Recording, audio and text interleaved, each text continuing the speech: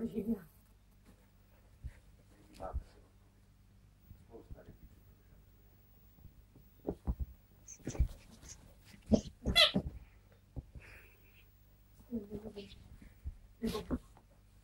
Nebo co? Člověk z budoucnosti nebo z minulosti, chci říct. Podívejte, jste jako to tam. Zeptejte vás, když je neřeknete, kde jste. Nebudou tu. Ani když jste to odvysílali do vašich kalendářů, to aby zpráva Kennedy tomu nevěřil. Proč mi prostě neřeknete o tom? Když vám pověděl, a jaký by měl život smysl bez svobodné vůle? Víte, jak to dopadlo na naší místě? Vyštělejší kultura se stala co primitivnější. Došlo k vyvinutí. Na primitivnější sebeobraz. Jejich hodnoty byly vyznačeny. Ztratili svou identitu. Ztratili víru v sami sebe a svou kulturu, svého Boha. Ať jejich kultura byla. A oni také. Chcete říct, že když tady zůstanete, všichni zemře? Jen se ptám, je vaše víra dost silná? Nevím, jestli mám víru. Všichni, na které jsem kdy spoléhala, mě vždycky zklamali. Nebo já je. Poslouchejte. Mohl bych tady říct, nebo chybět. Potřebuji vaši pomoc. Musíte věřit. Musíte ve mně věřit. A také v sebe, že děláte správnou věc.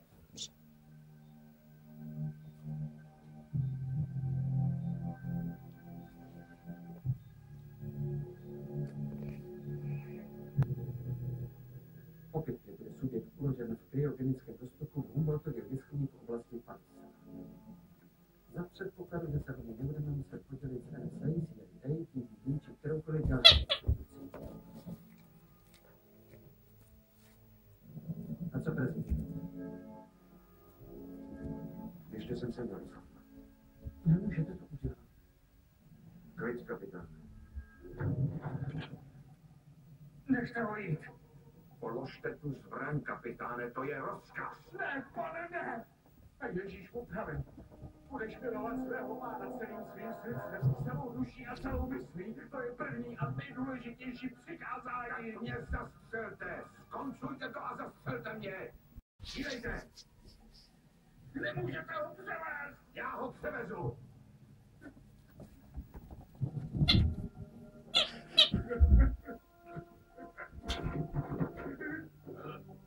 Odveďte kapitána Markése na jeho pokoj a tam ho zavřete.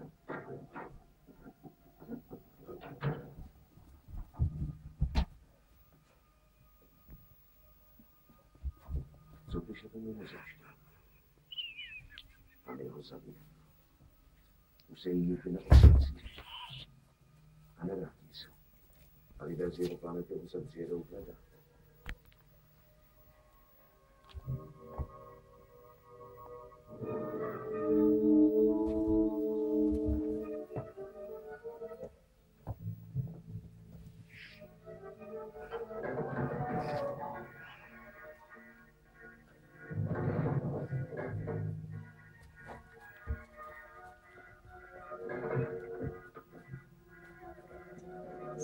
Kde jsou stráže? Co, pane výdelně? Slečno Morenová, otevřete ty dveře. Nevím, jak znám přístupový kód, ale už si nekladu otázky. Slečno Morenová! Otevřete dveře, slečno Morenová! Slečno Morenová, otevřete dveře! Otevřete! Morenová! Pojďte, toto má na konci tvého auta. Nemůžu uvěřit, jaké jsme měli štěstí. Není to vždycky jen štěstí, které vlastně. Ať je to cokoliv, hlavně jak nás to neopustí. Tady odpoč.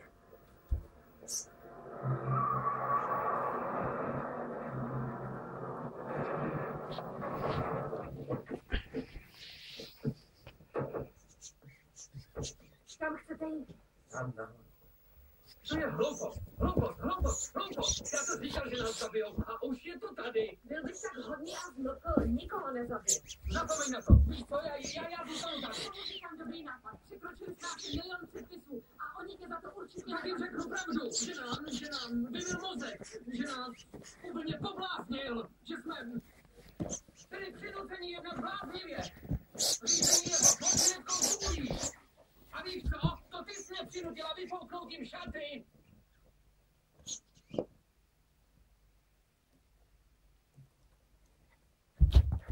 Dobrá, tak možná, že nechtějí slyšet pravdu. Pane, stopy naznačují, že míří zpátky na Zlatou horu. Podnikneme